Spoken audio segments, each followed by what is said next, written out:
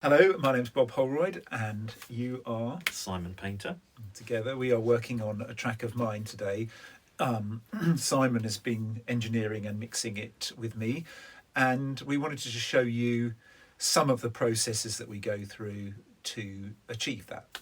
So I've been working as a composer and creative for many years now. I've worked with several bands over my musical history, but I started in a time when we had tape recorders and all that sort of thing, and I've worked all the way through to now when we're just completely computer based. And so I've worked on tracks that have been used on TV.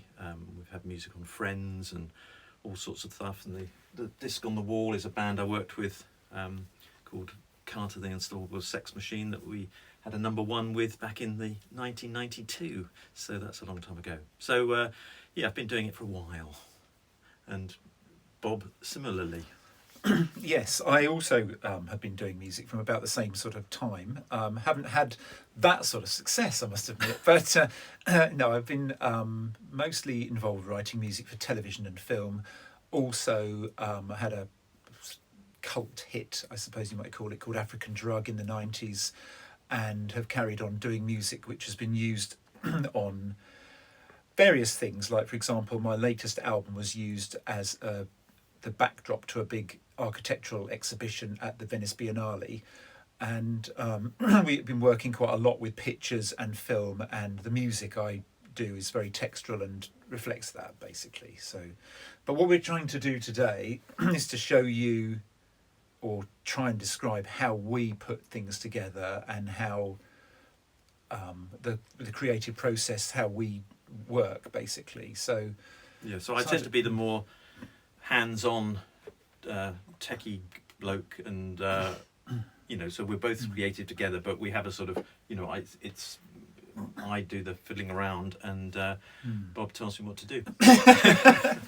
Yeah, well, we both tend to not, over the years, when I was younger, we used to sort of come into a studio with an organised track, and I'd written it at home, and I'd worked out the chords, and I'd started with a verse, chorus, middle eight, chorus, as the sort of standard pop structure is. But I think I've got more into music that's very textural and hasn't necessarily got that structure. So what we tend to do now is we tend to come in and start with sounds and ideas and just start the process and see where it goes. So it's a little bit more random, really, and we tend to use sound as almost like a collage of different things that we can use to paint a picture with. So that's how we tend to work. The technology's allowed us to evolve in that way.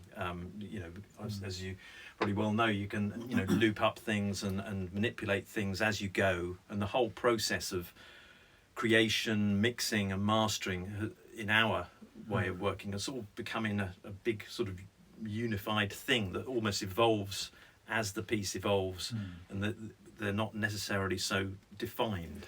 The ideas develop as we go along, don't they? Because sometimes we'll have a piece, for example, we've got a little piece of cello on here which we've recorded for another track that we worked on a long time ago, and we've, for example, decided to half the speed of it and slow it right down, and it goes down in pitch.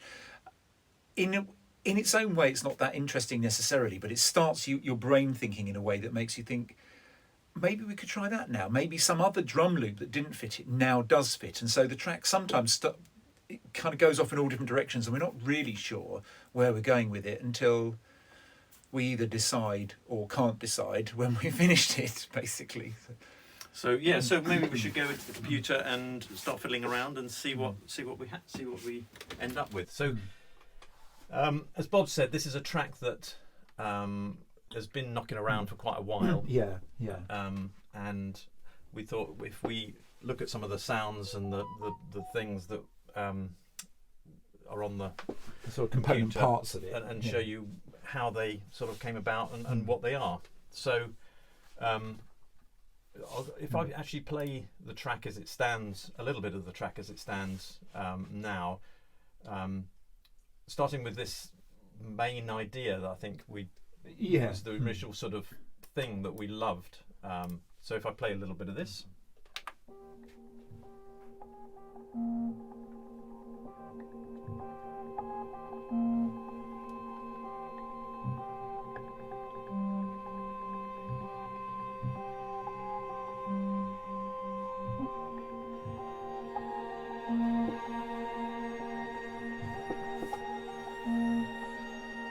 thing that we've been working on quite a lot with this is how different the track can sound with or without one element. Say, for example, we've been fiddling with the drums for quite a long time, and it radically changes the track depending on what drums we put in, and we've been struggling with that a bit. So what we're going to show you is what it sounds like with and without different drum patterns, to show you the difference. So we've got sort of various components that, if I wind the track on a bit, you see how it evolves into this slightly almost a rock track in a way. Yeah. But and we were maybe wanting to take it slightly away from that. So this is where there's the section that sounds a bit rocky.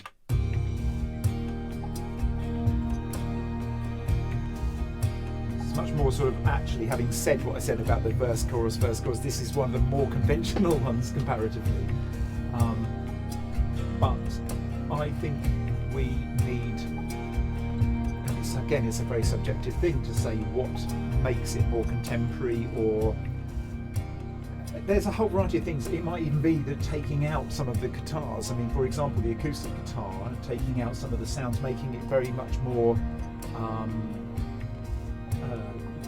minimal in a way, having less background can actually make it more prevalent. So I don't know if it's worth trying that actually. Just to thing. So there was that original sound that was probably the starting point. Yeah, this thing, as I said,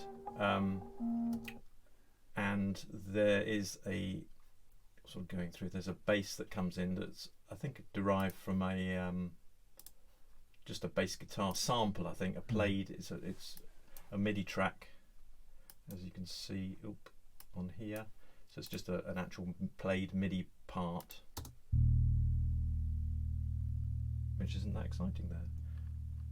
I think it gets going a little bit more here. Oh, no, it's not. How interesting. Yeah, it goes. So it's just. But in the track, it seems to take on quite a nice sort of full sound. But this, so basically a played MIDI bass. We've got some strummed acoustic guitar, as we were talking about, that we've taken, and there's two parts, two performances. They're actual real people playing those, panned left and right to give you a nice sort of stereo feel. And there's another sort of distorted guitar riff that comes in underneath those. That's quite nice. That's originally a I